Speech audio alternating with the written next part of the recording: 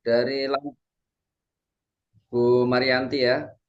Untuk mempersingkat waktu, mari kita sama-sama buka terlebih dahulu. Bismillahirrahmanirrahim. Assalamualaikum warahmatullahi wabarakatuh. Salam warahmatullahi Waalaikumsalam warahmatullahi wabarakatuh. Alhamdulillah, alhamdulillahirabbil alamin wassalatu wassalamu Waalaikumsalam, masuk. wa ala alihi wa sahbihi wa man tabi'ahum bi ihsan ila yaumiddin. Allahumma shalli ala sayidina Muhammad wa ala ali sayidina Muhammad amma ba'd.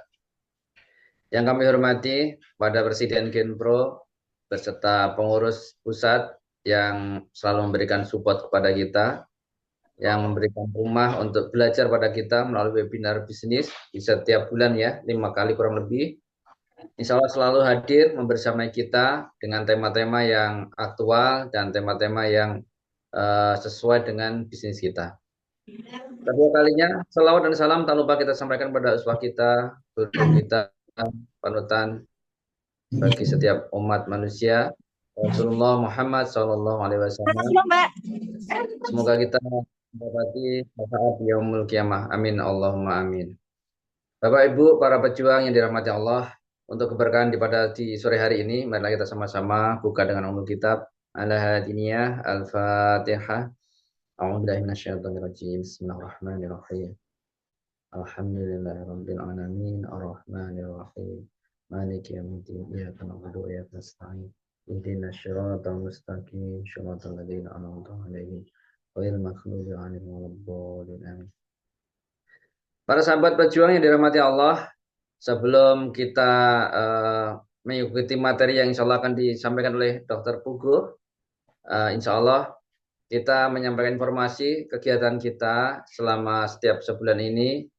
Kita akan selalu menghadirkan tema-tema yang aktual untuk webinar dalam membangun bisnis kita ya. Biar tumbuh, biar berkembang, dan diperluas jaringan-jaringan kitanya. Selamat bergabung dan selamat bertumbuh bisnisnya. Insya Allah kami akan selalu siap membersamai dan mendampingin Bapak Ibu sekalian yang ingin tumbuh dan berkembang usahanya. Baik, insya Allah kurang lebih 45 menit ke depan bersama Dr. Hugo. Langsung aja materi pada sore hari ini berkaitan dengan bisnis kita ya. Insya Allah di materi yang akan disampaikan. Kami langsung jadikan co-host nih dok. Waktu dan tempat dipersilakan Dr. Hugo.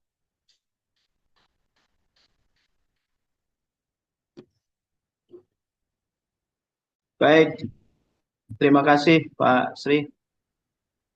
Bismillahirrahmanirrahim. Assalamualaikum warahmatullahi wabarakatuh. Waalaikumsalam warahmatullahi wabarakatuh. Alhamdulillahirrahmanirrahim. Segala puji bagi Allah Tuhan yang memberikan kita begitu banyak kenikmatan dan kemuliaan. Salawat serta salam senantiasa kita aturkan kepada Nabi Muhammad SAW, keluarga dan para sahabat atas dedikasi dan keteladanan yang beliau berikan, sehingga kita semuanya bisa menikmati indahnya Islam hingga saat ini. Pertama-tama saya mengucapkan terima kasih kepada Presiden Genpro, Dr. Burhan, pada jajaran pengurus BPP Genpro, mobil khusus Pak Sri yang sudah menginisiasi acara pada sore hari ini. Semoga keberkahan, kebaikan, kemudahan, kelancaran senantiasa terlimpah kepada kita semuanya. Bapak Ibu Amin. sekalian, insya Allah pada sore hari ini saya akan sharing tentang bagaimanakah membentuk tim kreatif dalam lingkungan bisnis yang kompetitif. Nah, ini luar biasa nih temanya. Jadi dari judulnya saja sudah mencerminkan betapa hari ini itu memang eranya bukan era yang gampang begitu.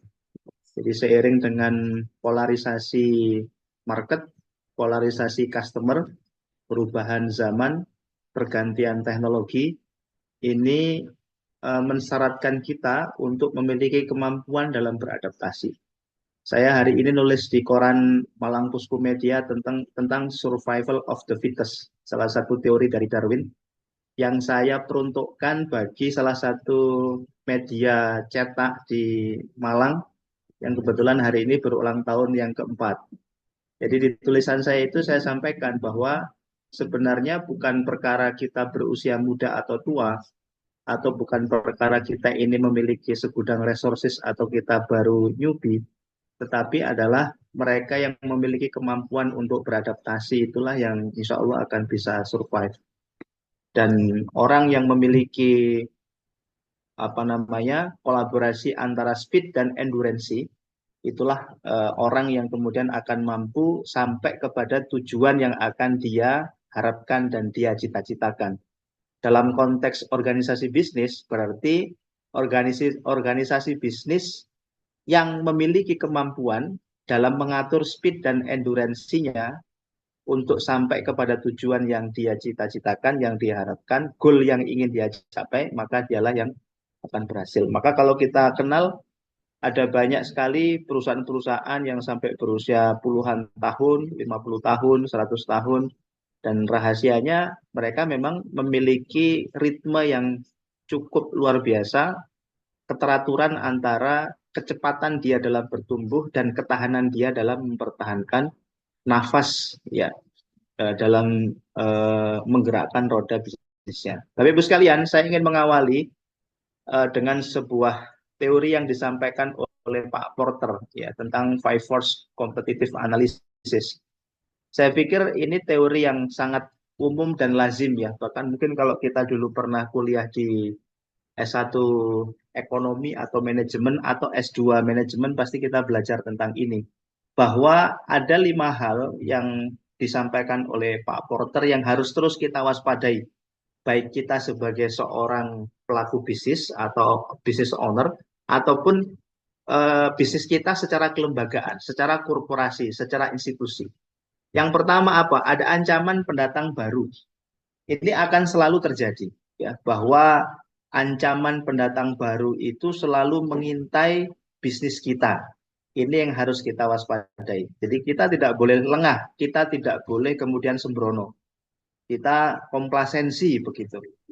Bahwa setiap detik, setiap menit, setiap jam, setiap hari, setiap saat itu kompetitor kita itu mengawasi kita dan akan selalu mencari cara bagaimanakah kita itu akan dikalahkan. Maka ancaman pendatang baru ini menjadi salah satu yang harus kita waspadai. Dulu tahun 2011 ketika saya baru mendirikan toko obat dan menjadi apotek, itu baru satu punya saya saja. Tetapi hari ini sudah ada mungkin 10 gitu di satu kecamatan. Artinya ancaman pendatang baru yang lebih bagus, yang lebih menarik, yang lebih cantik, yang lebih murah, yang lebih prima, yang lebih cepat, yang lebih excellent, itu pasti akan mengintai bisnis kita. Ya. Nah, kemudian yang kedua, adanya bargaining power of supplier. Jadi seiring dengan perubahan zaman, seiring dengan terjadinya polarisasi market dan customer, maka juga akan terjadi yang namanya bargaining power of supplier. Jadi para supplier stakeholders itu pasti dia akan semakin bargaining, memiliki bargaining. Kemudian bargaining power buyer, bargaining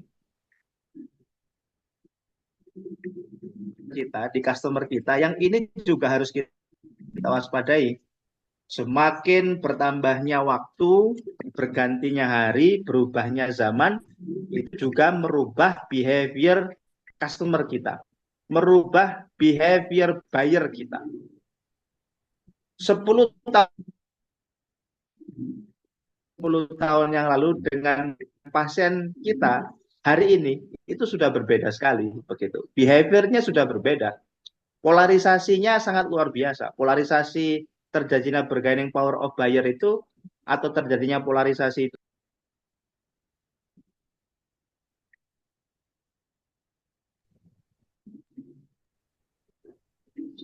Terpental ya. Mohon bersabar dulu ya. Sinyalnya kurang bagus di Dokter Pugun ya. Bentar, kami kondisikan. kepotong ya Pak?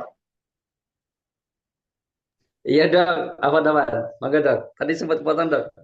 Kepotong ya? Sebentar. Bayar dok, sampai bayar tadi bayar.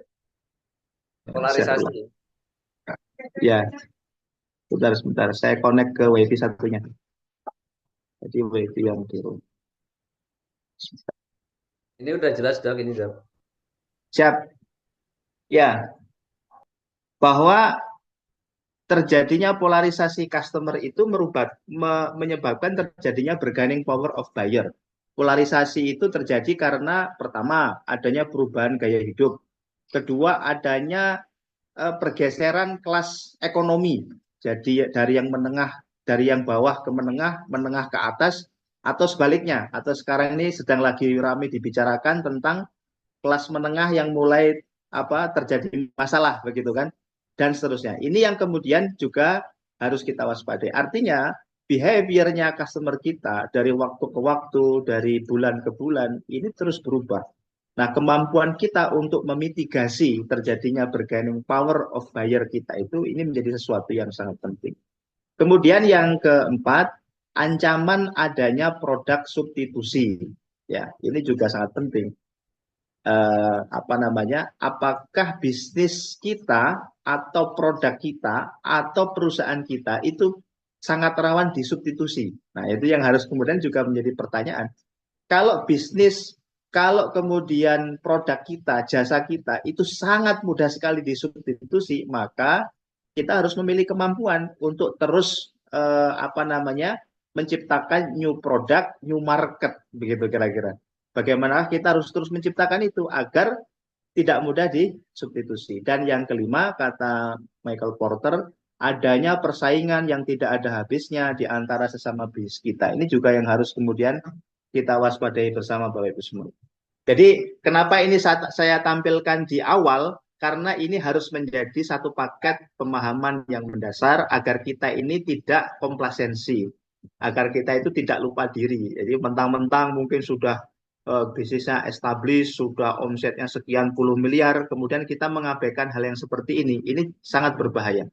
Jadi ini yang bahkan kalau di tempat saya itu setiap hari Senin kita ada namanya meeting weekly sama manajer, mereka menyampaikan temuan-temuan di lapangan, grab data. Jadi apa nih yang trend market yang terjadi apa? Kompetitor lakukan apa yang harus kita lakukan? Apa what next-nya? Apa what better-nya yang harus kita lakukan dan seterusnya. Nah, Bapak Ibu sekalian, yang kedua yang tidak kalah pentingnya, kita harus memahami tentang konsepsi ini ya, bahwa sirkulasi atau mata rantai bisnis kita itu kira-kira terdiri dari 4 hal ini. Yang pertama produk atau jasa, kemudian adanya market, ya kan?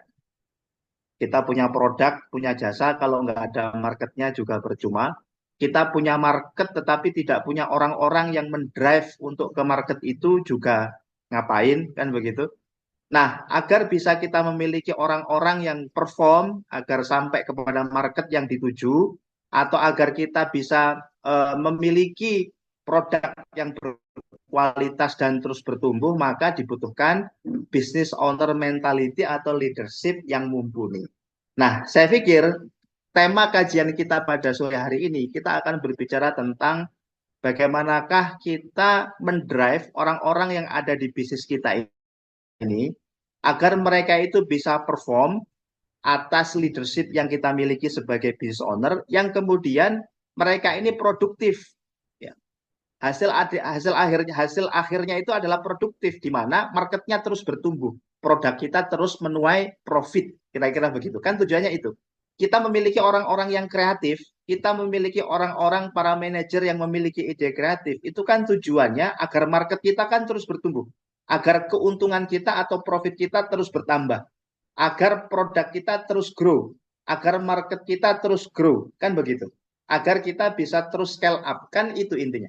Maka people atau manajer ini menjadi satu bagian yang tidak bisa kita pisahkan memang dalam pembahasan mata rantai menumbuhkan bisnis kita. Maka kalau Bapak Ibu sekalian yang hadir pada sore hari ini, mungkin ada yang baru memulai bisnis. Itu kan berarti baru mungkin dikerjakan sendiri, semuanya sendiri. Ya, beli bahan baku sendiri, mengolah bahan bakunya sendiri, mengemasi sendiri, menjual sendiri, mencatat sendiri, ya semuanya sendiri. Maka yaitu enjoy aja, nikmati aja sampai nanti pada satu titik Bapak Ibu memang butuh menambah ya karena sudah bertambah luasnya market, maka minta tolong dikecilin. Minta tolong dikecilin. Minta tolong dikecilin. Itu nah, yang pada akhirnya ya people atau manager itu memiliki kemampuan dalam mengembangkan market tadi itu ya. Makanya ini irisannya pembahasan kita di sore hari ini adalah ini ya, bahwa people atau manager itu menjadi salah satu komponen yang memang tidak bisa dipisahkan dalam menumbuh kembangkan bisnis kita. Ya, sekali lagi kalau hari ini bisnis kita baru kita mulai sendiri, maka nikmati itu, ya saya pikir nikmati itu, pelajari dengan baik, ya semua mata rantainya, ya celuk-celuknya, tikungan-tikungannya, potensi-potensi di mana kita bisa jatuh, pelajari itu semuanya sehingga nanti ketika kita sudah scale up, kita sudah membutuhkan tambahan people, kita butuh hire manager, kita mengerti itu di mana letak apa namanya tikungan atau kemudian segala sesuatu yang menyebabkan bisnis kita memiliki potensi untuk bertumbuh atau sebaliknya. Nah, itu pentingnya ya. Karena memang tidak bisa dipungkiri peran people atau peran orang, peran sumber daya manusia di dalam proses scale up bisnis kita itu menjadi sesuatu yang sangat penting sekali. Terlebih lagi kalau saya di industri kesehatan, HR itu menjadi salah satu bagian yang sangat luar biasa. Kita mengelola dari orang yang high educated, ya dokter-dokter spesialis, subspesialis, para konsultan, sampai orang yang mungkin dia low educated, ya lulusan SMP, lulusan SMA, tukang bersih-bersih. Jadi ada gap intelektual yang sangat luar biasa. Maka kalau di kita di industri kesehatan, bagian HR ini memang menjadi sesuatu yang sangat penting. Nah, kebetulan saya juga S2-nya di manajemen SDM, jadi memang dalam rangka untuk itu mendalami semakin penasaran mendalami bagaimanakah tata kelola sumber daya manusia agar bisnis kita bisa terus bertumbuh, scale up, dan bisa terus berkembang. Nah, Bapak Ibu sekalian, ada 3 hal kenapa sih kok kemudian apa namanya dalam manajemen bisnis itu dibutuhkan yang namanya HR praktis ya. Jadi memang tidak bisa dipisahkan antara strategi bisnis itu dengan apa namanya praktis dalam pengelolaan sumber daya manusia. Yang pertama agar bisnis itu bisa beradaptasi terhadap perubahan. Tadi kan itu terkonfirmasi dengan teorinya Michael Porter ya. Jadi kalau terjadi perubahan pasar, bisnis yang bisa beradaptasi itu kira-kira bisnis yang bagaimana? Bisnis yang dikelola, yang dijalankan oleh orang-orang yang bisa beradaptasi. Bisnis yang dikelola, yang dijalankan oleh business owner, pemilik bisnis yang bisa beradaptasi. Kalau business owner-nya, kalau orang-orangnya yang ada di dalam bisnis itu tidak bisa beradaptasi terhadap change, terhadap perubahan, ya sudah selesai. Maka dia akan menyalahkan situasi, dia akan menyalahkan keadaan, dia akan menyalahkan segala macam akan disalahkan. Semuanya akan jadi kambing hitam. Kemudian yang kedua, business can better meet customer demand. Jadi salah satu kenapa kok kita itu harus ngurusin sumber daya manusia, kenapa kok kita harus hire orang-orang yang kompeten, yang memiliki kompetensi, yang memiliki performa yang baik, agar apa yang diinginkan oleh customer itu bisa diperjumpakan ya dengan kemampuan bisnis atau kemampuan apa namanya kemampuan yang bisa kita lakukan, kemampuan yang bisa dilakukan oleh perusahaan kita atau bisnis kita. Ini penting ya. Terkadang kita itu berjumpa dengan opportunity, tetapi kita nggak punya kesiapan gitu. SDM kita nggak siap, manajer kita nggak siap gitu, tim marketing kita nggak siap, tim operation kita nggak siap, tim produksi kita nggak siap, dan seterusnya. Padahal opportunity itu sangat luar biasa, banyak begitu. Nah, ini juga menjadi masalah. Kemudian yang ketiga, business can achieve financial performance for effective. Jadi bisa bisnis itu bisa lebih efektif ya dalam menjalankan performanya. Nah, kira-kira begini ya. Jadi kalau saya gambarkan journey-nya people di dalam sebuah perusahaan itu kira-kira seperti ini, Pak. Sumbu yang berdiri nih, sumbu performance yang ke atas ini sumbu performance, ya, sumbu performance. Kemudian yang sumbu ini bisa dikatakan sumbu XY ya. Sumbu yang satunya itu adalah sumbu kompetensi. Nah, ketika kita merekrut seseorang, itu kan kita pasti melewati berbagai macam metodologi ya. Mulai dari job analysis, kemudian di situ ada seleksi administrasi, kemudian ada tes wawancara, psikologi dan segala macam sampai tes tulis, tes wawancara dan seterusnya. Itu kemudian akan baru bisa terposting kira-kira SDM yang kita miliki itu berada di kolom yang mana.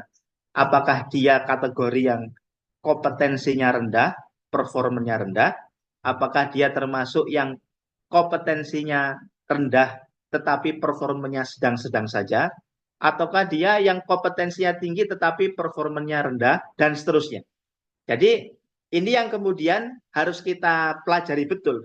Nah, kalau yang kita inginkan nih, semua pasti kita menginginkan, itu kan di sini kompetensinya tinggi, performanya tinggi. Ya kan? Ini namanya SDM bintang 5. Tetapi untuk sampai ke sini kan butuh proses. Ada proses coaching, ada proses workshop, ada proses assessment center, ada proses dan segala macam, itu banyak sekali ya dalam proses HR itu. Nah, kompetensi yang di sini itu yang dimaksud apa? Knowledge, skill, attitude gitu. Jadi kompetensi yang dimaksud itu adalah wawasan.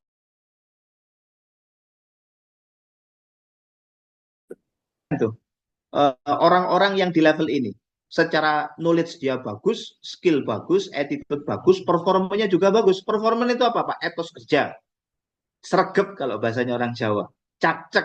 Itu performance.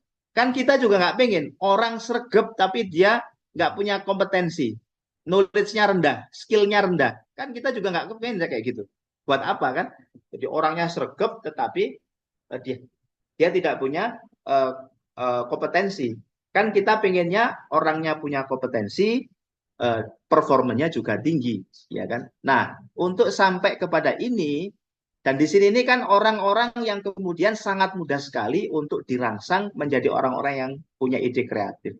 Jadi kalau orang yang sudah di level ini nih Pak, itu dikasih stimulan sedikit, bahkan mungkin nggak dikasih stimulan, dikasih targetan-targetan itu sudah dengan sendirinya dia akan berjalan begitu. Jadi tidak perlu untuk kemudian tidak perlu repot-repot untuk kemudian diinikan begitu. Karena dia sudah mengerti apa yang harus dikerjakan, apa yang harus dilakukan dan seterusnya. Dan saya pikir ini yang kemudian menjadi salah satu PR kita sebagai business owner untuk bagaimanakah caranya mendrive semua sumber daya yang kita miliki di dalam perusahaan kita agar dia itu dimanapun bloknya, ya, dia itu bisa kita arahkan kepada level yang paling tinggi ini, kepada level di mana dia memiliki performance yang tinggi, memiliki kompetensi yang tinggi. Ya. Nah, kompetensi itu gabungan antara ini, knowledge, skill, attitude. Jadi makanya kalau di tempat saya itu selalu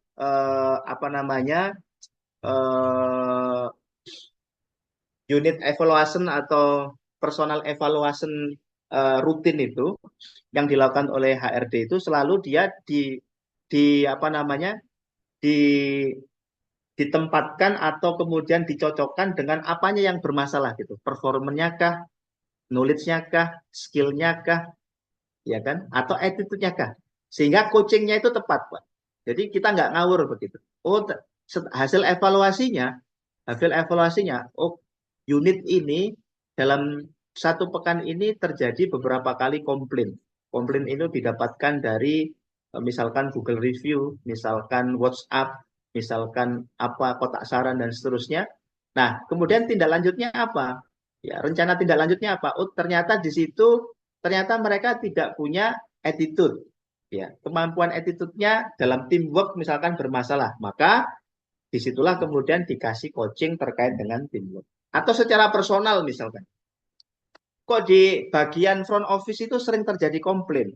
Komplain itu ditunjukkan dari mana yang tadi saya sebutkan itu. Kalau di kita ada grab datanya dari baik itu Google Review atau kemudian dari WhatsApp yang sekian ratus ribu nomor yang kita WhatsApp setiap hari melalui WA Blast itu. Jadi kita setiap hari memblast hampir kurang lebih 150.000 nomor lewat aplikasi kita untuk grab data, untuk meminta feedback kepada semua orang yang pernah berinteraksi dengan Rumah Sakit Wajah Usada, kira-kira apa yang kurang, kira-kira siapa yang bermasalah atau butuh dikoreksi.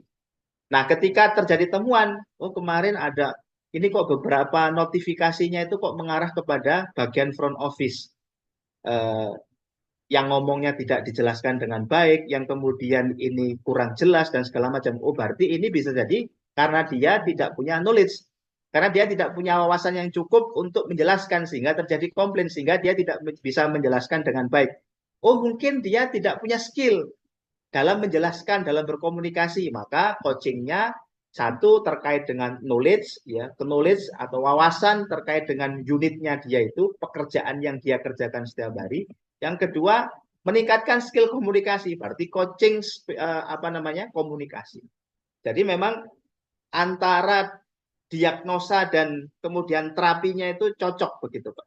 Jadi tidak hanya kemudian kita melakukan evaluasi, kemudian kita hantam dikasih coaching sembarangan begitu, tetapi benar-benar sesuai dengan diagnosa dan terapi yang kemudian kita berikan atau coaching yang kita berikan. Nah, Bapak Ibu sekalian, sekali lagi saya mengingatkan dalam kita membentuk strukturisasi bisnis di dalam perusahaan kita, itu kan dalam perjalanannya kan tidak bisa kita kerjakan semuanya sendirian. Tadi di awal saya singgung bahwa mungkin di antara panjenengan masih ada yang menjalankan bisnis sendirian. Atau mungkin sudah ada yang memulai punya pegawai. Entah itu 2, entah itu 3, entah itu 4, entah itu 10, entah itu 100, entah itu 500, dan seterusnya. Nah, ketika terjadi scale up dari kita yang seorang diri, kemudian menjadi beberapa orang yang mengurusi bisnis kita, maka ini dibutuhkan transformasi atau transfer ya dari business owner mentality menjadi budaya kerja organisasi. Ya. Nah, lebih detailnya apa itu kira-kira yang harus harus ditransfer kepada organisasi bisnis kita? Yang pertama itu saya sebut dengan kuasa. Jadi ada transform kuasa dari kuasa owner, kuasanya kita ini yang punya bisnis kepada kuasa sistem. Berarti kita harus membuat sistem tuh. Biar tidak sedikit-sedikit kita salahkan tim kita. Ya, kalau sedikit-sedikit kita salahkan, maka kreativitas tim kita juga akan hilang gitu. Jadi sistem itu perlu dibuat, perlu disepakati. Ya, dibuat, ditulis, disepakati, ya, dijadikan sebagai kesepahaman bersama, semuanya mengerti dan memahami, kalau perlu direview kembali. Ya, sistem yang dibuat itu dibuat, ditulis, ya, disepahami, dibacakan berulang-ulang, kalau perlu ditempel di tempat kerja mereka sehingga mereka mengerti. Oh, kalau saya bekerja lembur jam sekian, maka overtime jam sekian ketentuannya, maka saya dapat remunerasi atau dapat tambahan. Kalau saya ikut bos, ya, misalkan ngeliput bos atau mendampingi bos kemana, maka saya dapat tambahan. Dan itu sistem yang dibuat gitu, sehingga mereka itu menjalankan perannya sebagai seorang people di dalam bisnis kita itu enjoy begitu. Jadi dia bisa berkreasi, dia bisa kemudian mengaktualisasi dirinya secara maksimal. Kemudian yang kedua, kuasa regulasi. Ya, dari kuasa owner menjadi kuasa regulasi. Apa nih regulasinya? Oh, regulasinya seperti ini, aturannya seperti ini. Kalau kamu sudah bekerja sekian, maka kamu berhak untuk disekolahkan. Oh, kalau kamu sekian, maka gajimu sekian. Oh, kalau kamu sekian, maka tugasmu seperti ini, dan seterusnya. Kemudian kuasa tim, itu juga sama. dari kuasa owner menjadi kuasa tim. Apa sih yang harus menjadi kuasa, yang bisa menjadi kuasa tim, yang bisa dikerjakan, ya, tanpa harus bolak-balik bertanya kepada owner, tanpa harus bolak-balik mengkonfirmasi kepada owner, sehingga itu bisa kemudian menjadikan tim kita, SDM kita, orang-orang yang ada di perusahaan kita itu bisa agile, begitu, bisa lincah. Nah, kalau sedikit-sedikit kita marahin, sedikit-sedikit kita koreksi, sedikit-sedikit kemudian salah, kita salahkan, sedikit-sedikit kemudian dan segala macam. Karena tidak adanya sistem, karena tidak adanya regulasi, karena tidak adanya tim, ya bagaimana mau kreatif? Kan nggak bisa. Kira-kira begitu. Nah, Bapak Ibu semuanya, yang pertama tadi itu harus ada kejelasan dari kuasa owner menjadi kuasa sistem regulasi tim. Jadi menumbuhkan tim yang kreatif itu harus ada ini yang pertama. Jadi kalau panjenengan belum mentransfer kuasanya panjenengan sebagai seorang business owner kepada tim, kepada regulasi yang dibuat, kepada sistem yang disepakati, maka menurut saya memang agak susah untuk menghadirkan tim yang kreatif tadi itu, orang-orang yang kreatif. Memang pendekatan Simon Sinek ini menggunakan pendekatan golden circle, clarity of why. Jadi kita menumbuhkan nih, apa sih kamu itu bekerja untuk apa sih gitu. Jadi motivasi yang terkuat kenapa kok dia harus melakukan kreativitas, kok dia harus kreatif, kok dia harus memiliki performa yang tinggi, kok dia harus memiliki knowledge yang tinggi, kok dia harus memiliki skill yang tinggi, kok dia harus memiliki attitude yang baik. Itu apa? Itu harus kita install, Bapak Ibu sekalian. Ya, itu harus kita bangun. Itu harus kita tumbuhkan. Clarity of why-nya di dalam hatinya masing-masing SDM yang ada di dalam perusahaan kita. Itu tugasnya siapa? Ya bisa tugasnya business owner, bisa tugasnya HRD, bisa tugasnya ya antara kedua itu begitu. Ya, jadi kalau saya di perusahaan saya itu ada morning briefing, afternoon briefing, ada weekly session, ada monthly session, banyak sekali. Itu selain sebagai sarana untuk evaluasi dan grab grab data, terus kemudian menentukan rencana tindak lanjut, ini juga sebagai sarana bagi kita untuk terus menanamkan clarity of why. Ya, orang itu kalau sudah dia memiliki motivasi atau motif yang kuat kenapa kok dia itu harus bekerja dengan baik, kok dia harus memiliki performa yang tinggi, kok dia harus kemudian memiliki kreativitas yang luar biasa, maka dia itu kalau sudah punya clarity of way, dia otomatis akan disiplin mengerjakan pekerjaan. Udah otomatis gitu. Jadi kalau orang itu sudah memiliki clarity of way, maka dia akan disiplin in how. Dia akan disiplin dalam mengerjakan semua pekerjaan yang menjadi tugasnya. Nah, kalau dia sudah disiplin, maka yang terjadi apa? Konsistensi terhadap hasil pekerjaannya. Gitu. Konsistensian terhadap hasil kreativitas yang dia bangun, yang dia kerjakan di ranah pekerjaannya masing-masing, di tugas pekerjaannya masing-masing. Itu yang kedua ya. Jadi yang pertama tadi ada transform dari kuasa owner menjadi kuasa sistem, kuasa regulasi, kuasa tim untuk membangun tim yang kreatif. Yang kedua tanamkan dengan pendekatan golden circle. Ya, Simon Sinek yang menanamkan clarity of why. Kenapa kamu kok harus seperti itu? Itu harus dijelaskan. Ya, itu harus dijelaskan. Kemudian Bapak Ibu sekalian, ini contoh saja di tempat saya ada 3 prinsip yang kemudian kita jadikan sebagai kredo dalam pertumbuhan rumah sakit Wajah Usada. Yang pertama itu selalu ada improvement atau perbaikan. Makanya kita itu ada istilahnya itu komplain hunter, nyari komplain. Setiap hari itu ada tim yang keliling, yang grab data untuk mencari komplain. Jadi kita karena membuka diri untuk ada room of improvement-nya. Kita ada ruang perbaikan. Kita memang harus melakukan perbaikan. Kita sadar bahwa kita harus terus menjadi lebih baik. Dalilnya apa? Dalilnya yang tadi itu, teorinya Pak Porter itu. Karena kita diintai terus oleh kompetitor kita. Karena ada ancaman produk substitusi. Karena ada polarisasi customer. Karena ada persaingan yang nggak ada habisnya dengan sesama bisnis yang sedang ada di lingkungan kita. Maka kita harus terus menjadi lebih baik. maka room of improvement, ruang perbaikan itu selalu kita tempel. Nah, kalau sudah ada perbaikan, pasti ada perubahan, kan begitu. Ya, ada ruang perubahan. Jadi akan terus berubah menjadi lebih baik, menjadi lebih lebar, menjadi lebih banyak bednya, menjadi lebih banyak pegawainya, menjadi lebih luas dan seterusnya. Nah, kalau sudah berubah maka pasti akan bertumbuh.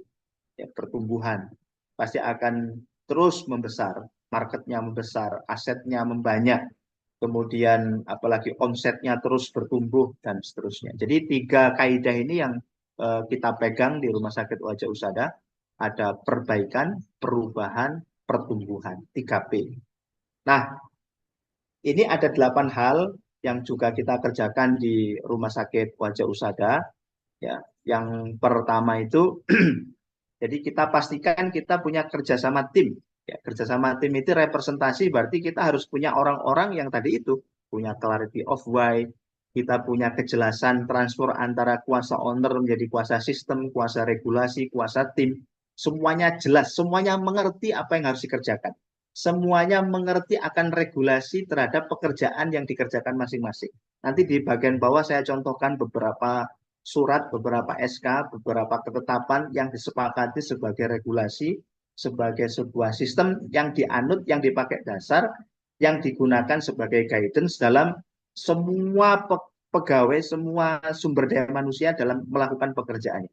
Sehingga tidak ada mispersepsi, tidak ada salah tafsir dan seterusnya. Jadi punya kerjasama tim. Jadi memang ini yang saya pikir harus kita lakukan. Kemudian yang kedua, punya standar operasional yang tinggi. Kita menetapkan standar operasional yang tinggi. Punya kemampuan ambidex. Ya, ambidex itu exploring gitu. Jadi bertindak yang sekarang juga berpikir untuk yang nanti. Ya, punya budaya kerja unggul, ya punya visi, punya arah, disiplin. Ini juga yang terus kita kuatkan. Dan kita selalu menanamkan untuk terus menjadi juara. Juara itu bagaimana? Kita kalau selalu dalam weekly session itu selalu menyampaikan bahwa gimana, yang sana bagaimana, yang sini bagaimana, apa nih, what's next-nya, what's better-nya apa. Itu selalu yang selalu kita sampaikan. Ini bagian dari cara mental pemenang yang kita install di dalam tim kita. Sehingga mereka itu punya kreativitas. Nah, kalau tim kita itu nggak punya clarity of why, kalau mereka nggak punya kejelasan tugas mereka, tidak punya kejelasan regulasi kenapa kok dia harus melakukan pekerjaan seperti itu, maka mental pemenang, mental juara itu juga nggak akan bisa dilakukan. Maka kedisiplinan juga pasti akan tidak bisa dikerjakan.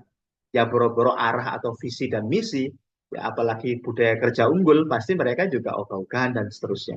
Nah ini memang sangat penting sekali hal fundamental tadi itu yang kemudian harus kita tanamkan di dalam dalam perusahaan kita. Jadi prinsipnya seperti ini, Bapak Ibu sekalian. Jadi tidak sebagaimana yang disampaikan oleh Ramcharan itu, get the job done and deliver result. Itu kan perkataannya Ramcharan. Jadi sebagai penerjemahan terhadap Nietzsche, tidak ada salah tafsir begitu. Jadi semua yang dikerjakan oleh tim kita karena dia sudah dibingkai oleh kuasa sistem, kuasa regulasi, kuasa tim tadi itu, karena dia sudah dibingkai oleh clarity of why tadi itu, sudah dibingkai oleh corporate value yang sudah kita tetapkan, maka semuanya yang dilakukan itu selalu jelas target dan tujuannya. Jadi semua yang ditulis itu jelas target dan tujuan, sehingga tidak ada salah tujuan karena target dan tujuannya sudah jelas perintahnya, jelas ukurannya, ya, jelas jumlahnya, tepat waktunya, pasti spesifikasinya, pasti bentuknya.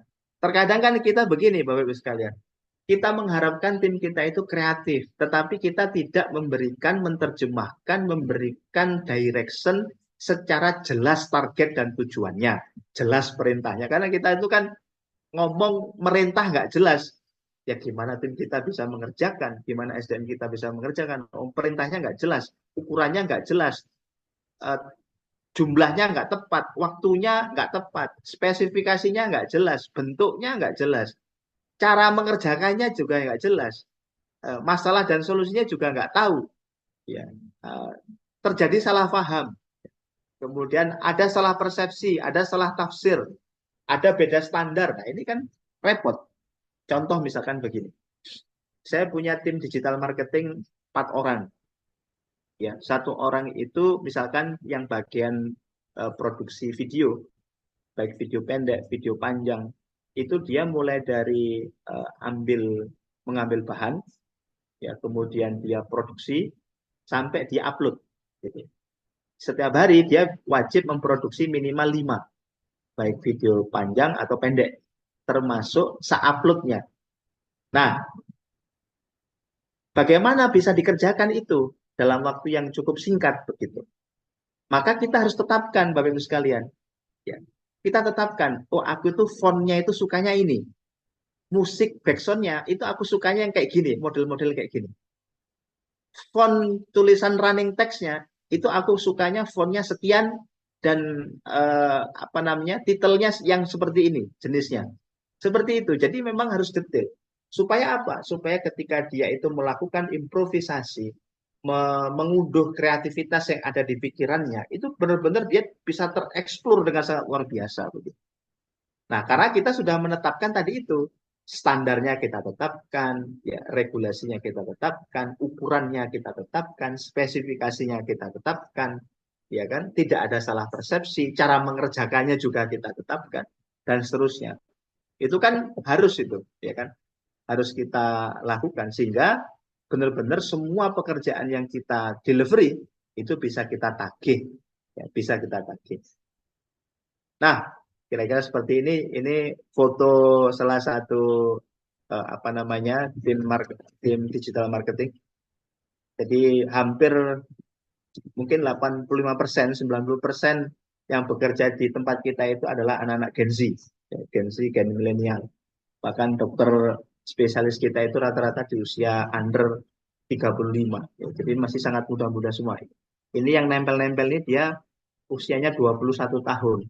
Dia bekerja mulai usia 19 sama berapa. Jadi memang luar biasa. Nah, ini salah satu kegiatan kita mengawal tadi itu, ya memang tidak boleh ada beda standar, beda ukuran, beda tafsir, ya beda persepsi, memang nggak boleh. Sehingga semua ini mengerjakan pekerjaannya dengan presisi tanpa harus ini. Nah, ini contoh, ya,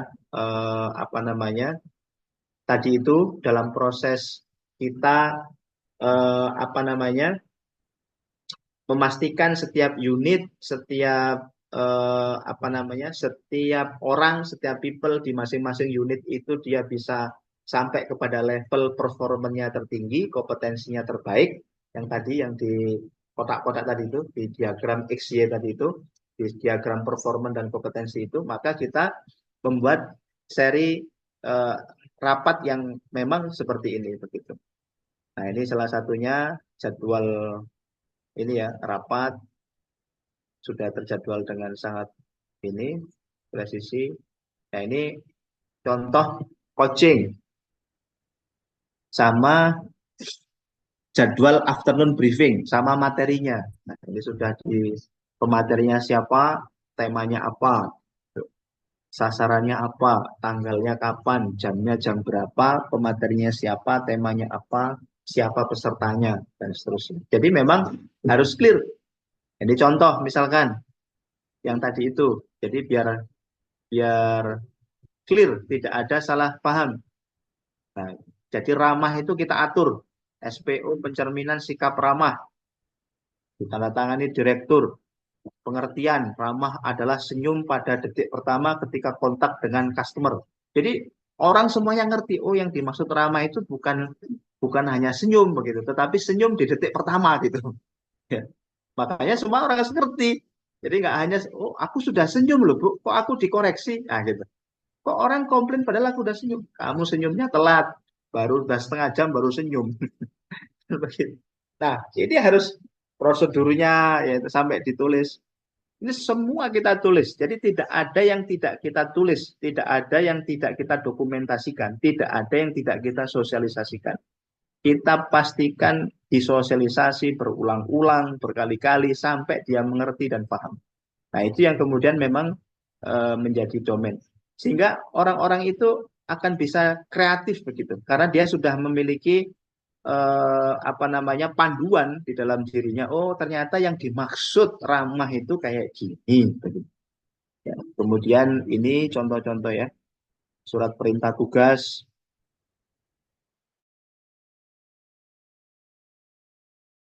Jadi sampai urea apa tugasnya. Ini salah satu contoh pengobatan gratis tanggal 6 Januari, kegiatan bakso Selasa jam 10, di mana jam sekian, titik kumpul, ya, kostum, kaos polo, RS Wajah Usada, petugas, jabatan, UTW-nya apa. Jadi semua memang ditulis secara detail dan rapi, dan semuanya dipastikan mengerti apa yang kemudian menjadi pekerjaannya. Nah, ini contoh juga kenapa kita buat sistem tadi itu ada kuasa owner menjadi kuasa sistem. Jadi kita nggak capek tuh. Kok arek ini nggak kreatif ya? Kok begini ya? Jadi kita harus menentukan alat ukurnya. Alat ukurnya apa? Oh, kamu bagian marketing setiap hari harus ada task monitoring nih. Apa nih? Faris, upload konten Q&A Dr. Domi, upload YouTube foto bayi. Ini satu orang nih ya. Ini Pak Puji, memastikan pekerjaan tukang, segala macam. Hasan, stiker kalibrasi, dan segala macam. Jadi semuanya, nah ini misalkan 17 Januari kunjungan bidan, kantor desa ini segala macam. Jadi semuanya benar-benar memang termasuk juga foto dokumentasinya. Jadi ketika mereka itu sudah memiliki panduan, ya, kefahaman, tidak ada salah paham, tidak ada salah tafsir, tidak ada buffer antara kita sebagai owner dengan manajer dengan bawahannya. Itu pasti semua yang diharapkan di dalam perusahaan bisa berjalan dengan baik. Ini contoh misalkan ya, laporan harian di digital marketing. Ini pekerjaannya ini sehari ini memang harus dikerjakan ini Bapak Ibu.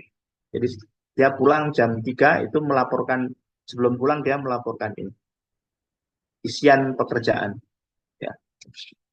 Sama jadi kayak TikTok ya, TikTok ya, TikTok dan segala macam, upload apa segala macam.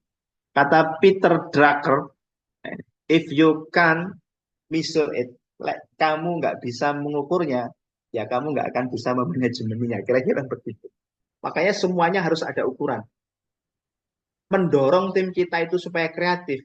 Kreatif itu yang seperti apa gitu. Itu harus ada ukurannya gitu. Kreatif itu yang seperti apa? Ya, harus ada ukurannya. Tentukan ukuran itu berdasarkan dengan target atau goal yang akan kita capai. Kan kira-kira seperti itu. Kayak kita misalkan, tadi itu kenapa kok ada kunjungan-kunjungan sampai seperti ini?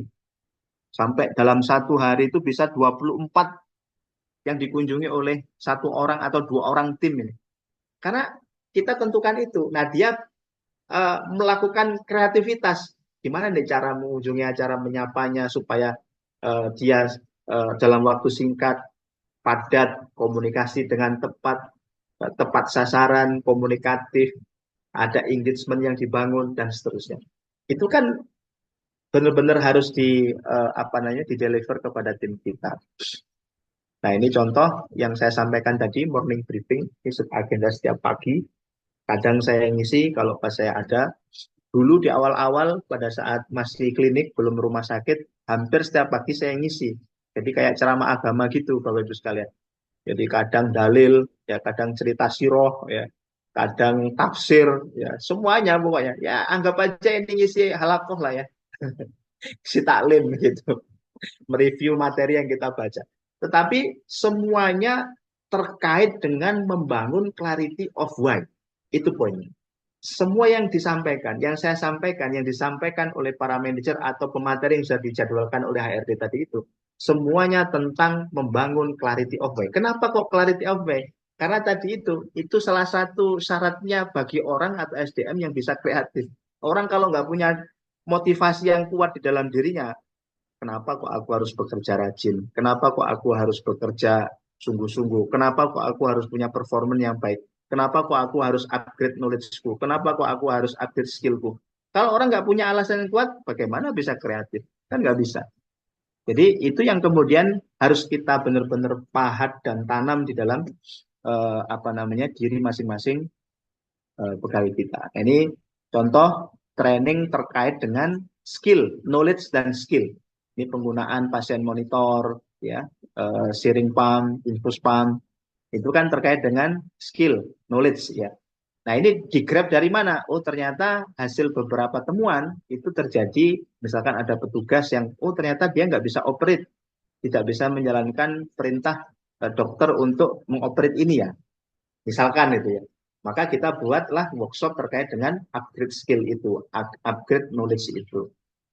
Ya, termasuk misalkan ini, ya ini tentang kebidanan. Nah, sehingga hasil berwujudnya seperti ini, Bu, kreativitasnya, Bapak Ibu sekalian. Jadi kita bisa kolaborasi dengan banyak perusahaan. Ya, meskipun wajah itu bagian Malang yang agak timur begitu, tapi kita bekerja sama dengan banyak perusahaan, ya. Jadi ini yang harus kemudian hasil berwujudnya ini, kreativitasnya hasil berwujudnya ini. Mereka diberikan ruang untuk room of improvement tadi itu untuk melakukan perubahan untuk terjadinya pertumbuhan sehingga wujudnya hasil berwujudnya kira-kira seperti ini. Jadi karena pertanyaannya itu selalu apa ini yang terjadi hari ini? What next? What better? Selalu seperti itu pertanyaan sehingga ada apa nih yang harus kita lakukan perubahan? Apa nih besok? Nah, pertanyaan itu kan akan bisa muncul di dalam pikiran people kita, manajer kita. Kalau mereka itu yang tadi itu ada kuasa transform, kuasa owner kepada kuasa regulasi, kuasa tim, kuasa sistem. Kalau dia itu punya clarity of mind. Kalau enggak, sangat berat sekali. Ya. Jadi ya ini salah satu produk-produk digital. Nanti bisa Bapak Ibu lihat di Instagramnya kita. Jadi selalu yang ditanyakan, itu ada ini loh di Dukcapil, kita akses yuk begitu. Sehingga ini menjadi salah satu primadona. Kalau lahiran langsung dapat akte gratis, kakak gratis, kaya gratis. Itu juga cukup lumayan Bapak Ibu sekalian. Ini kan bagian dari kalau tim kita nggak punya clarity of why, nyapu kesel-kesel ngurus ini repot kan loh. Nah kan dia ada effort yang harus dia keluarkan secara pribadi untuk ngurusi kayak gini. Karena dia harus ya dia harus ngompeling data dari pasien, dia harus ngupload ke sistemnya Dukcapil, dia harus controlling apakah ejaan namanya sudah benar, apakah nama orang tuanya sudah benar, kapan terbitnya, dan seterusnya. Itu kan kalau orang nggak punya clarity of why, tidak ada kuasa sistem, kuasa regulasi, dan kuasa tim yang mengatur, ya nggak akan bisa. Gitu. Kreativitas ini nggak akan muncul, gitu. Kira-kira seperti itu. Ya termasuk ya kayak gini-gini. Ada program USG gratis untuk 100 pertama, 4 dimensi, dan seterusnya. Paket-paket, gratis foto, dia beli, kita beli baju yang kayak gini. Nah itu. Ya. Membuat event-event itu kan event program inovasi itu kan identik dengan capek, effort, kan begitu, menguras tenaga, menguras pikiran, menyita waktunya mereka dengan keluarga mereka di rumah, itu kan pasti gitu. Ya, orang kalau mau berkreatif itu pasti pikir 2 kali, ya kan? Karena dia pasti akan tinggalkan keluarganya lebih lama, kan begitu. Kalau dia sudah punya anak, berarti ya anaknya pasti akan sedikit ini. Karena dia harus mengeluarkan effort baru, dia mengeluarkan tenaga yang berlebih, dan seterusnya. Tetapi karena tadi itu, ada kejelasan, ada transform kuasa owner ke kuasa sistem, tim, regulasi, ada yang ditumbuhkan dalam clarity of why-nya, maka ya mereka enjoy aja, menikmati gitu. Menikmati dalam setiap sesi memproduksi kreativitas program yang kemudian dihasilkan. Termasuk ini yang rutin sekali kita lakukan, ya. Kita punya program namanya School to School Education. Ini sudah kita lakukan sejak tahun 2015, di jauh sebelum pemilu 2024, Pak Sri. Jauh sebelum pemilu 2024, kita biasanya ngumpulin 300-200 orang di aula kita. Ini ada minum susu, kita kerjasama dengan teman-teman PDAI, minum susu gratis untuk anak-anak TK, SD, begitu, dan seterusnya. Nah, ini program kita juga punya grup lansia, yang sudah kita bina sejak lama. Setiap 3 bulan sekali ada 500.000 lansia kita kumpulkan. Kita juga punya klub senam jantung yang di situ juga beberapa pejabat menjadi pengurusnya dan seterusnya. Nah, kita juga rutin setiap tahun mengadakan musabaqah tilawatil Quran. Sampai kemarin itu kepala Kemenaknya itu tanya ke saya, Pak Dokter, ini kayaknya satu-satunya rumah sakit yang membuat lomba MTQ katanya. Ya kan? Ya itu kan kreativitasnya anak-anak aja gitu. Saya tanya, "Eh, Mas, ini kenapa kok buat MTQ? Iya Pak, itu kan kalau anak-anak yang ikut MTQ itu pasti guru ngajinya juga ikut datang gitu. Nah, guru ngajinya itu kan pasti punya masa tuh, gitu. Punya masa. Dia pasti akan ngomongin, akan membicarakan mana lombanya, wajah usada. Oh iya iya begitu. Jadi ya itu kan bagian apa namanya kreativitas yang tereksplor begitu. Karena apa? Karena ada clarity of why, karena ada apa namanya kejelasan dari kuasa owner kepada kuasa tim, kuasa regulasi dan kuasa sistem. Termasuk yoga hamil ini sangat rutin kita lakukan. Nah, termasuk inovasi-inovasi seperti ini, ya kebetulan kita menjadi salah satu mungkin satu-satunya yang hari ini membuka layanan protesis alat gerak ya. Kita bisa buat kaki palsu, tangan palsu, jari palsu, yang penting bukan hati palsu. Kita juga ada layanan kita gratis anak yatim setiap hari selamanya ini. Ini juga idenya anak-anak ini. Kok bisa? Iya Pak, ini barokah Pak katanya. Oh iya. Jadi reasonnya itu selalu muncul. Kenapa kok harus seperti itu dan seterusnya. Ya sehingga kita mengantarkan dapat penghargaan ya dari salah satunya dari PEMS Indonesia beberapa waktu yang lalu. Nah, kuncinya ini Bapak Ibu semuanya. Kalau orang itu sudah punya clarity of why, kalau sudah punya kejelasan dia harus ngapain, apa yang harus dikerjakan, maka sebenarnya 8 kalimat ini nggak akan muncul dari mulut mereka. Merasa pusing, merasa capek, bingung, susah, sulit, sumpek, tidak bisa, tidak sempat, ya tidak kuat, tidak mampu, itu nggak akan muncul. Nah, supaya nggak muncul ini saya print, saya figura, saya taruh di semua bagian gitu. Sehingga kalau dia bekerja sambil nengokin tulisan itu, tidak boleh dipakai 8 kata ini di rumah sakit wajah usada, di Bennett, ngomong pusing, ngomong nggak bisa, ngomong capek, dan seterusnya. Jadi saya pikir itu Bapak Ibu sekalian, disiplinkan orangmu dan raih kesuksesan bisnismu. Terima kasih. Assalamualaikum warahmatullahi wabarakatuh. Waalaikumsalam warahmatullahi wabarakatuh. Wah, ini benar-benar luar biasa ya dok ya. Kalau teman-teman di sini semuanya kita berbayang, yang hadir semuanya itu kan kurang lebih ada berapa nih dok? Alhamdulillah dok. Ada 69 hampir 70 ya dok ya. Kalau semuanya itu berpikir terkait dengan menjadi business owner ya, kita semuanya berpikir di sini sebagai business owner. Nah, bagaimana untuk mentransfer keahlian kita, kompetensi sama performan kita itu kepada SDM kita itu dalam membangun bisnis kita. Insya Allah apa yang diwujudkan oleh Dr. Puguh nggak menutup kemungkinan bisa kita raih bersama-sama. Nah, dari Bapak Ibu sekalian, ayo siapa yang bisa sharing diskusi, dipersilakan. Dua pertanyaan pertama dulu, yang ini langsung bisa raise hand ya, dipersilakan untuk bisa diskusikan. Saya yakin Bapak Ibu yang punya usaha, nggak mungkin tidak ada permasalahan-permasalahan cash yang timbul, yang tiba-tiba kadang-kadang di luar pikiran kita, pasti itu terjadi ya. Nah, barangkali melalui sesi sharing webinar bisnis ini, bisa berbagi kitanya, bisa ada solusi. Silakan Bapak Ibu, sahabat pejuang yang ingin bertanya ataupun sharing diskusi, dipersilakan. Bagaimana mengatasi krisis keuangan dan usaha tanpa riba? Ini ada dari Pak Gati. Silakan Dr. Puguh, langsung aja nggak apa nih, biar kita sampai. Gimana Pak? Pak Gati, ini Pak Gati ini harus ngerti nih. Apa Pak pertanyaannya Pak? Pertanyaannya bagaimana mengatasi krisis keuangan dalam usaha tanpa riba? Tanpa riba. Ya, saya pikir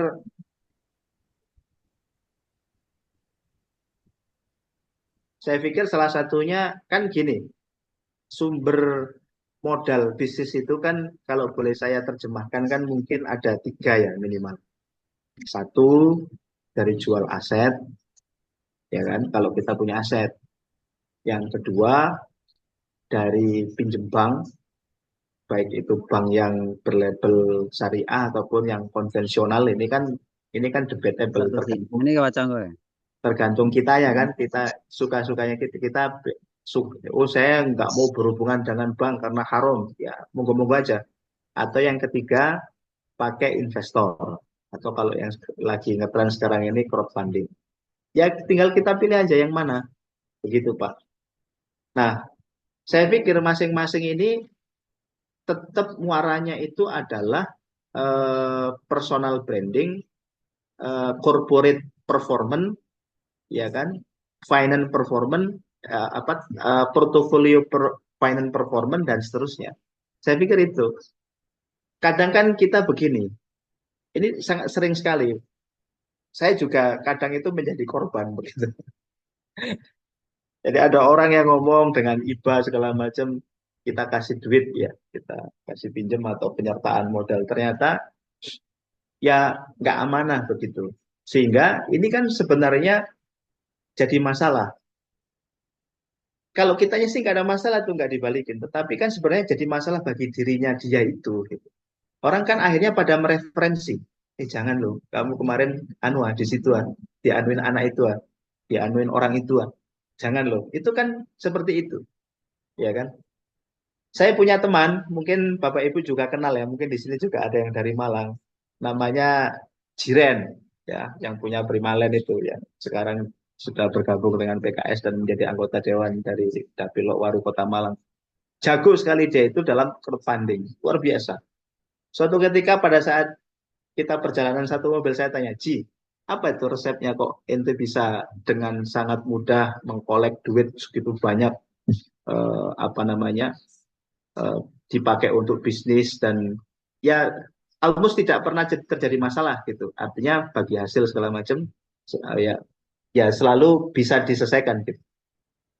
Nah, yang poin pertama itu memang itu nama baik itu personal branding. Personal branding itu menjadi salah satu yang sangat penting sekali Bapak Ibu sekalian.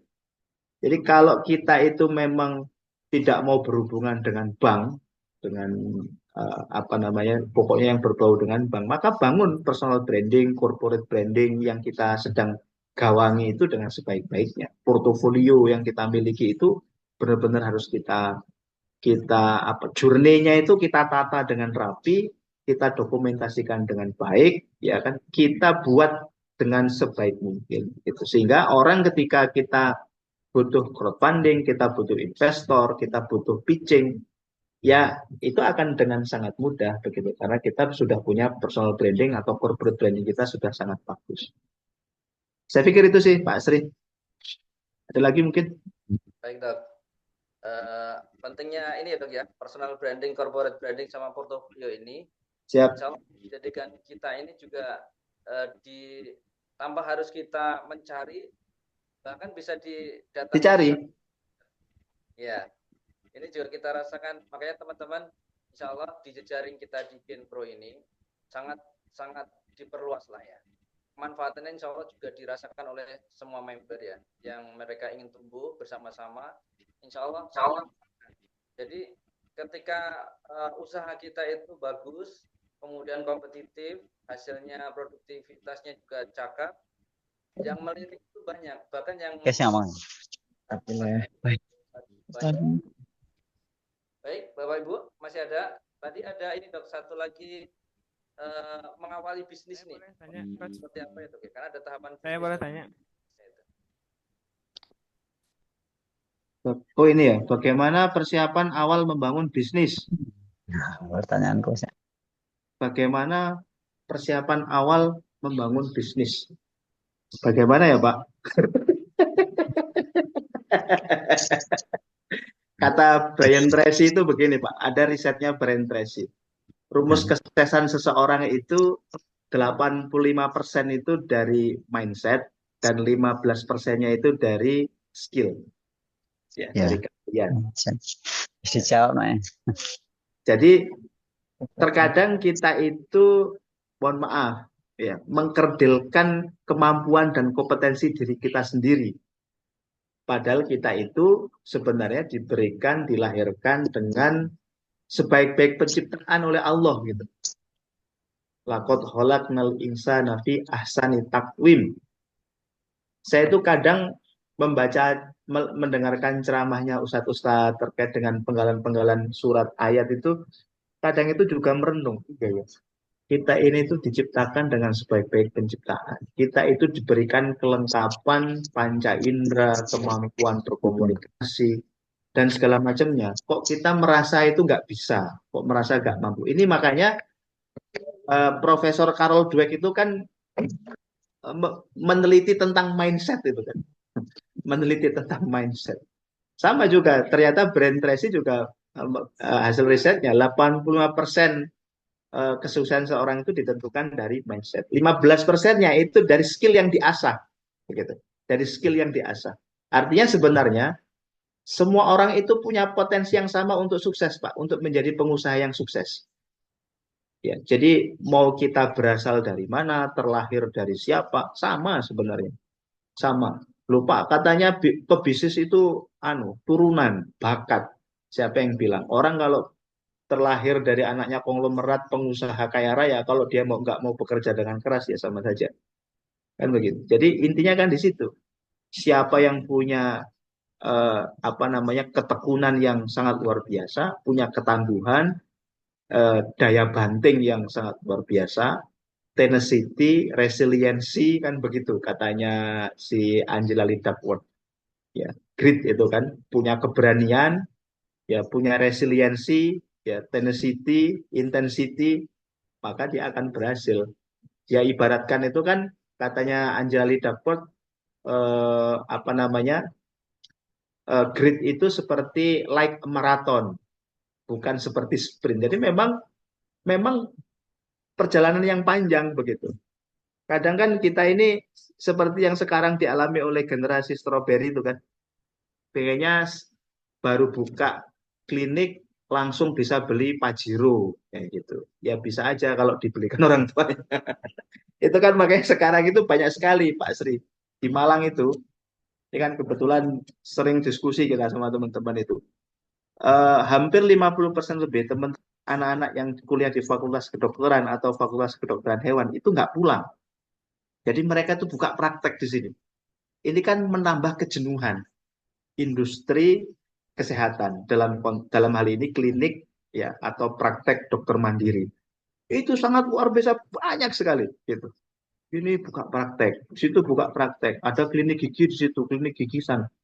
Nah, mereka itu mungkin ya karena dari latar belakang anaknya orang kaya, jadi buka klinik langsung bagus, mewah, nggak ada 2 bulan sudah tutup. Nah, ketika ditanya kenapa, ya dia nggak tahan.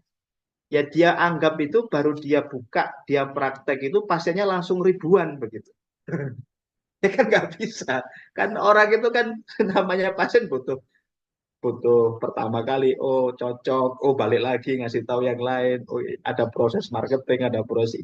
Ya itu yang ketahanan itu yang tidak bisa makanya kenapa kok mindset Pak dalam memulai mengawali bisnis, karena itu pasti kita akan dibenturkan dengan endurance tadi itu, ketahanan dicibir orang, ketahanan rasa malu, ya ketahanan dirasani kan begitu.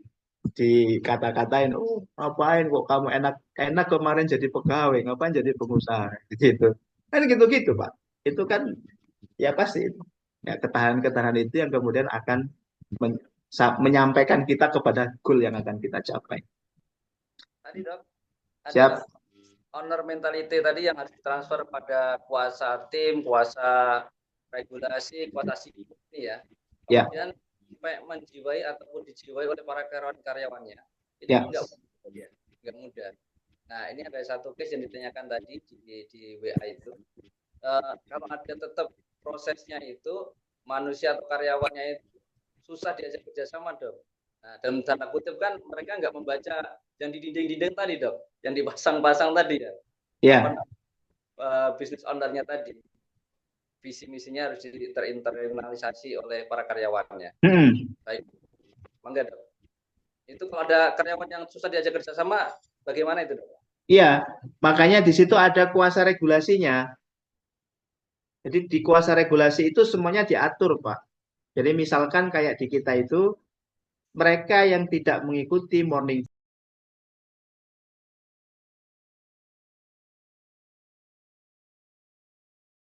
Suaranya terputus, dokter. Ya, terputus. Jadi mereka yang tidak mengikuti morning briefing dalam jangka waktu tertentu, ya itu mereka ada punishment-nya. Ya selalu diikat di situ. Jadi selain menumbuhkan kesadaran di dalam, ya memang kan rumusnya itu kan begitu. Menyampaikan pesan itu kan harus ada repeat-nya. Kan nggak bisa sekali. Makanya kalau saya bahasakan kepada tim HRD saya itu, kamu itu jadi HRD kayak radio rusak. Jadi kalau kamu ngomong, kemudian yang lain itu melengas-melengos, kemudian besok ditanyain nggak mengerti, jangan menyerah, jangan kapok. Karena memang tugasmu itu kayak radio rusak gitu, terus ngomong. Meskipun yang dengerin tidur, yang dengerin sambil main, terus ngomong. Sampai nanti pada batas waktu tertentu, sesuai dengan kesepakatan, sesuai dengan regulasi yang kita buat, sampai kapan nih orang-orang ini dikasih batas waktu terkait dengan performanya, terkait dengan knowledge-nya, skill-nya, dan seterusnya. Jadi memang seperti itu Pak Sri kira-kira. Baik dok, closing dok, silakan dok. Insya Allah sangat bagus sekali. Ya, Bapak Ibu sekalian, saya pikir salah satu kunci bagi kita semuanya untuk menjadikan bisnis kita itu scale up dari mikro menjadi kecil, kecil menjadi menengah, menengah menjadi besar, dan terus bisa bertumbuh dengan sangat luar biasa adalah yang pertama adanya kekuatan leadership di dalam diri kita. Kekuatan kepemimpinan di dalam kita itu yang bisa akan menggerakkan semuanya, membuat orang itu kreatif, membuat perusahaan kita bertumbuh, membuat semua orang menjadi punya harapan terhadap apa yang sedang kita kerjakan dan kita jalankan. Oleh karena itu dalam bahasa saya, membangun kepemimpinan itu membangun kehidupan. Karena dia akan bisa menggerakkan yang mati, bisa kemudian menjadi sumber harapan bagi semua orang yang ada di sekitar kita. Dan saya pikir itulah esensi dari kenapa kok kita itu harus berada di ranah entrepreneurship. Kita bersusah payah untuk kemudian membangun bisnis kita, karena kita sedang membangun kehidupan. Terima kasih. Assalamualaikum warahmatullahi wabarakatuh. Waalaikumsalam warahmatullahi wabarakatuh. Terima kasih Dr. Pugu. Ya. Beliau ini di tengah kesibukannya ya, banyak agenda dan banyak kegiatan, termasuk banyak amanah ya dok ya. Ya. Tapi mau dan mampu untuk berbagi kepada kita semuanya. Harapan kami, inilah kehadiran kami di Kinpro bersama dengan para sahabat berjuang semuanya. Mari sama-sama kita menghadirkan para coach, juga para materi-materi yang kompetensinya cukup BNSP, termasuk di tingkat domestik maupun tingkat nasional, bahkan internasional ya kita hadirkan yang kita siapkan. Silakan bergabung, silakan manfaatkan apa yang kita miliki. Semoga ini memberikan keberkahan bagi kita semuanya. Harapan kami, salah satu contoh seperti yang Dr. Pugu miliki secara kompetensi, kapabilitas, harapan kami ini bisa memberikan kemanfaatan yang jauh lebih besar gitu. Bisa memberikan kemanfaatan yang minimal sekitar lingkungan masyarakat kita, bahkan saudara-saudara kita ataupun di jamaah kita. Baik Bapak Ibu sekalian dirahmati Allah, kami ucapkan terima kasih Bapak Ibu kepada Dr. Pugu atas kehadirannya pada hari ini yang bisa sharing diskusi, dan kami ucapkan terima kasih kepada seluruh AVP ya, area yang tanah air, termasuk member-membernya. Kami ucapkan terima kasih sekali lagi. Apabila ada kekurangan mohon dimaafkan. Kurang lebihnya alhamdulillah. Akhirul kalam. Assalamualaikum warahmatullahi wabarakatuh. Terima kasih. Waalaikumsalam warahmatullahi wabarakatuh. Bapak Ibu, sampai jumpa. Mohon izin. Ya, tentunya dok. Siap.